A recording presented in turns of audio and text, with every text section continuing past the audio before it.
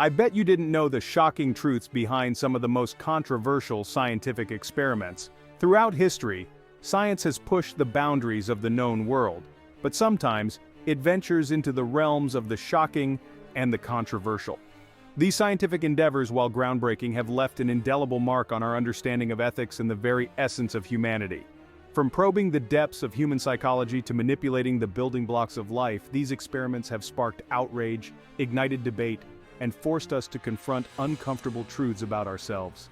Today, we explore 5 of the most shocking scientific experiments in human history, delving into the minds of the researchers, the experiences of the subjects, and the ethical dilemmas that continue to haunt us. Join us as we journey into the heart of scientific darkness, where the pursuit of knowledge collides with the moral boundaries of experimentation. Number 5.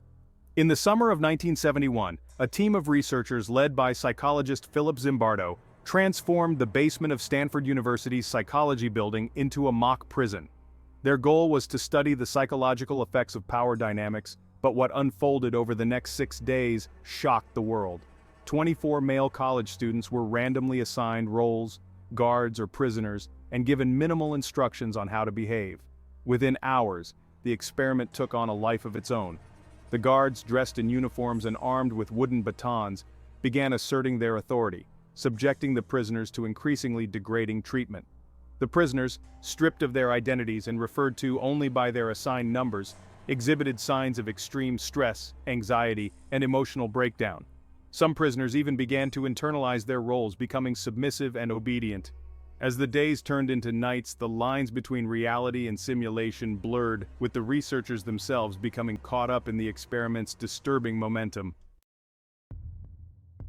The guards, emboldened by their unchecked power, implemented a series of psychological tactics to humiliate and control the prisoners. Sleep deprivation, solitary confinement, and forced nudity became commonplace, pushing the prisoners to their breaking points. One by one, the prisoners began to crack under the pressure. Some experienced emotional breakdowns, while others showed signs of learned helplessness, becoming passive and withdrawn.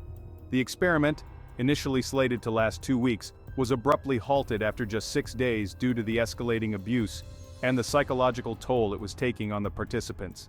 The Stanford Prison Experiment became a chilling testament to the power of situational influence and the ease with which ordinary individuals can succumb to authoritarianism when placed in positions of power. In the aftermath of the experiment, questions swirled about the ethical implications of the researchers' actions. Critics argued that the study lacked informed consent, exposed participants to psychological harm, and blurred the lines between researcher and participant. The Stanford Prison Experiment became a cautionary tale about the dangers of unchecked authority and the importance of ethical considerations in scientific research. It forced the scientific community to confront the potential for abuse in human experimentation and led to stricter regulations governing the treatment of human subjects.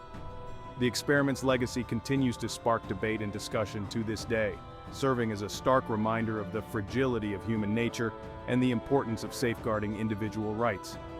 The Stanford Prison Experiment stands as a chilling testament to the dark side of human nature, a stark reminder that even in the name of science, we must never lose sight of our humanity.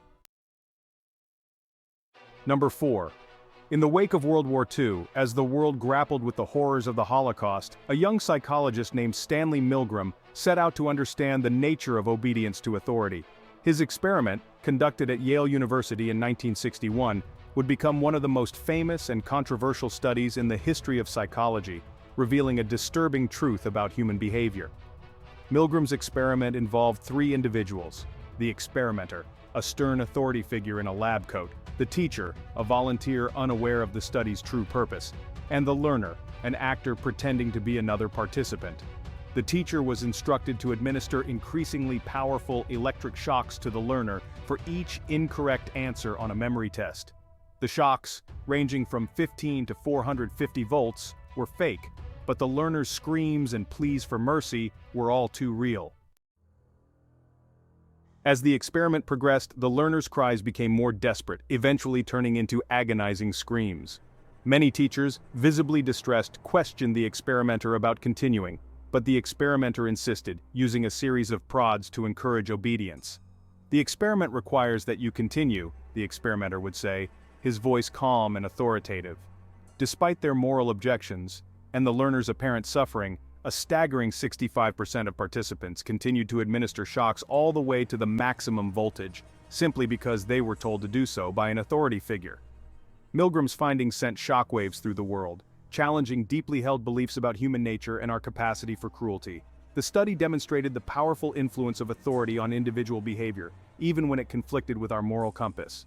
The Milgram obedience study highlighted the unsettling reality that ordinary individuals, when placed in certain situations, are capable of inflicting pain and suffering on others simply because they are following orders.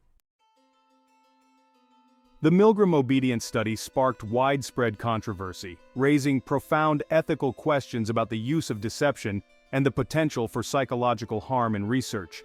The study's legacy continues to shape our understanding of obedience, conformity, and the factors that contribute to acts of atrocity. It serves as a stark reminder of the dangers of blind obedience and the importance of individual responsibility in the face of authority. The Milgram obedience study remains a cornerstone of social psychology, its findings as relevant today as they were decades ago. It stands as a testament to the power of social influence and the enduring question of how we reconcile our moral compass with the demands of authority. The study's unsettling truths continue to challenge our assumptions about human nature and remind us of the fragility of our moral convictions. Number 3. Few studies cast a shadow as dark as the Tuskegee Syphilis Study. Conducted from 1932 to 1972, it reminds us of ethical boundaries in science. In Macon County, Alabama, the study observed untreated syphilis in African American men.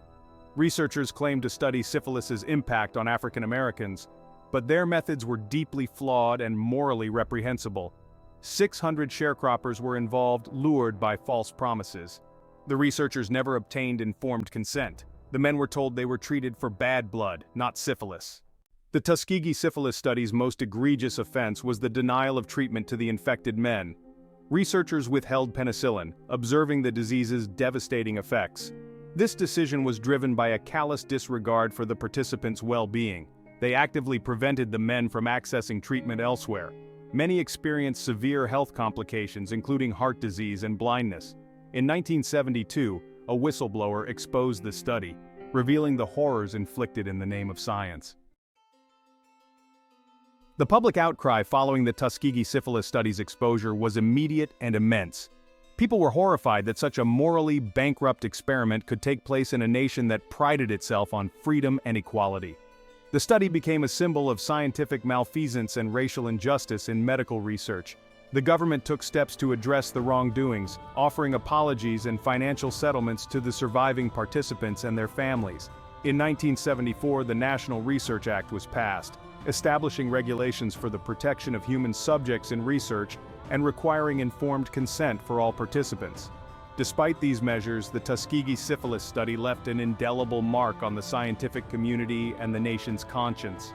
The study eroded trust in medical professionals, particularly among African Americans, who were understandably wary of participating in research after such a betrayal.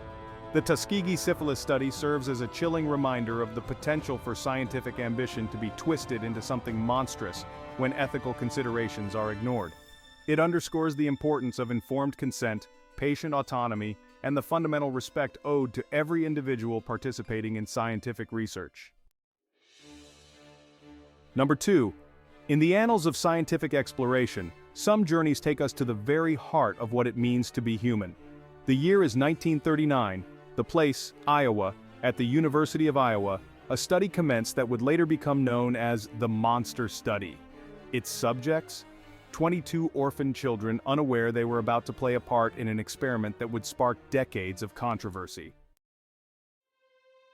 As the study progressed, the children subjected to negative speech therapy began to exhibit profound changes in their behavior. Once outgoing and talkative, they became withdrawn and reticent, their confidence shattered by the constant criticism. Their speech, once fluid and natural, became hesitant and halting, reflecting the very anxieties imposed upon them. The children in the control group, who had received positive reinforcement, thrived in the nurturing environment. Their speech continued to develop normally, and they blossomed both socially and emotionally. The stark contrast between the two groups painted a chilling picture of the profound impact words can have on the human psyche, especially in young and impressionable minds. The monster study, as it came to be known, drew immediate criticism for its ethically dubious methods. Critics argued that subjecting vulnerable children to such psychological manipulation was not only morally reprehensible, but also scientifically unsound. The potential for lasting harm far outweighed any knowledge gained from the experiment. The results of the study were never officially published, perhaps a tacit acknowledgement of the ethical quagmire it represented. However, the damage had been done. The monster study serves as a stark reminder of the responsibility inherent in scientific exploration, a responsibility to prioritize the well-being of subjects above all else. The ethical implications of the monster study reverberated long after its conclusion. In 1999, 60 years after the experiment, the University of Iowa issued a formal apology to the surviving participants, acknowledging the profound and lasting impact of the study on their lives. Some of the children subjected to negative speech therapy reported lifelong struggles with speech fluency and self-esteem, haunted by the memories of their treatment during the experiment. Their experiences raised fundamental questions about the limits of scientific inquiry and the importance of informed consent in research. The monster study remains a controversial chapter in the history of psychology, a stark reminder that even with noble intentions, the pursuit of knowledge must never come at the expense of human dignity and well-being. It serves as a cautionary tale, urging future generations of researchers to navigate the ethical complexities of their work with sensitivity and compassion. The echoes of the monster study continue to resonate today, prompting ongoing discussions about the ethical boundaries of scientific exploration and the importance of protecting vulnerable populations from harm. It stands as a testament to the enduring power of words and the indelible mark they can leave on the human spirit. And finally, number 1, from the depths of the Cold War, a chilling tale emerges, shrouded in secrecy and steeped in controversy. This is the story of Project MKUltra, a covert operation by the CIA from the 1950s to the early 1970s. Its aim? To explore the murky world of mind control and chemical interrogation. They experimented with mind-altering drugs, often administering them to unwitting subjects. The CIA infiltrated universities, hospitals, and prisons, establishing a vast network for their research. The experiments conducted under MKUltra were as diverse as they were disturbing.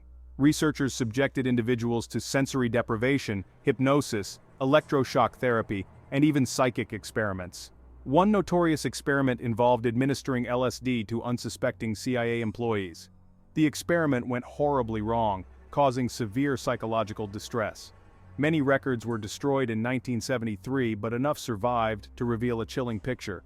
MKUltra stands as a reminder of the dangers of unchecked power and the need for transparency. The truth about MKUltra began to emerge slowly, like whispers in the shadows. In the mid-1970s, congressional hearings and investigative journalism shed light on the CIA's clandestine activities, including MKUltra. The revelation sent shockwaves through American society, sparking outrage and disbelief. People were horrified to learn about unethical experiments on citizens. Despite the outcry, MKUltra's full extent remains shrouded in mystery. MKUltra serves as a chilling reminder of unchecked power and the need for government transparency. From the controlled environments of Stanford's mock prison to the covert operations of the CIA, we've journeyed through some of the most shocking and ethically questionable experiments in history. These studies, often conceived with noble intentions, serve as stark reminders of the fine line between scientific exploration and the violation of human dignity. The Stanford Prison Experiment highlighted the power of situational forces in shaping human behavior, while the Milgram obedience study revealed the unsettling willingness of individuals to obey authority figures, even when it meant inflicting harm on others. The Tuskegee Syphilis Study exposed the dark side of medical research, where vulnerable populations were exploited in the name of scientific progress. The Monster Study and Project MKUltra, shrouded in secrecy and marred by ethical transgressions, demonstrated the potential for government overreach and the dangers of unchecked power. These experiments, though unsettling, offer valuable insights into the complexities of human behavior, the ethical boundaries of scientific inquiry, and the importance of safeguarding individual rights. If you found these insights intriguing, please subscribe to our channel and like this video for more thought-provoking content. And as we reflect on these experiments, we're left with a question that continues to resonate today. What do you think about the ethical boundaries of scientific exploration?